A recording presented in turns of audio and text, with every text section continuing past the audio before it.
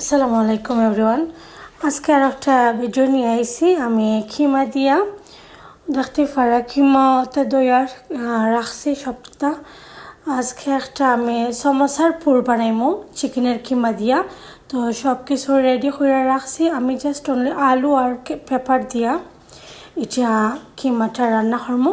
আমার বাচ্চারা অনেক ভালো পায় খিমা, চিকেন খিমা দিয়া আলু আর ক্যাপসিকামের সমোসা। তো ওটা দিয়ে আমি বানাইলাম। দেখতে পারো একটা হান্ডি নিছি, নিয়ে আমি পরিমাণ মতো তেল দিলাম এখানে। তারপরে আমি দেখতে পারা পেঁয়াজ দিলাম। তো এখানে আমি বড় একটা পেঁয়াজ আর অর্ধেকটা পেঁয়াজ দিছি। তো খিমা বেশি নাই আমার এখানেও, তোরা খিমা 1 কেজি পরিমাণ খিমা, 1 কেজি থেকে তোরা আরও কম হইব খিমা। তো এখন আদা রসুনের ব্লক 2টা দিলাইছি দেখতে পারা, আর দিলাম 3টা দারচিনি। এখানে দিয়েছি আমি 6টা এলাচি। তারপরে আমি দিব লং দিছি 5-6টা, আর দিলাম 2টা তেজপাতা। তো এগুলারে আমি সুন্দর করে এখন মিক্স করিয়া তো লবণ দিলাইলাম দেখতে পারা, পরিমাণ মতো লবণ দিছি।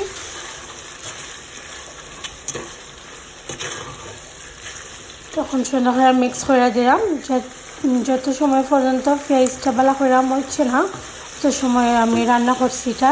তো এখন দেখতে পারা পেঁয়াজ মজি গেছে। তো এখন আমি ক্যাপসিকামগুলো দিলাম। আমি লাল ক্যাপসিকাম আর গ্রিনটা ইউজ করছি কেন।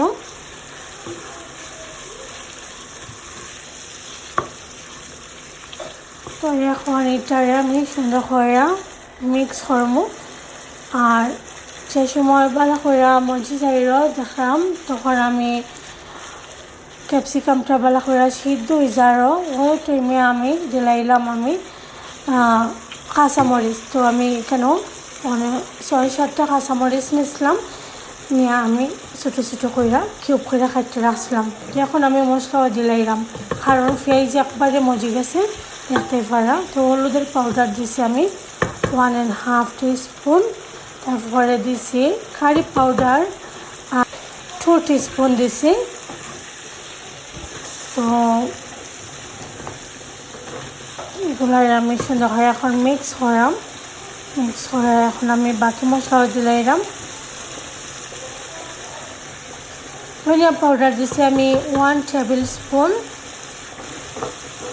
স্পুন থেকে একটু বেশি দিছি।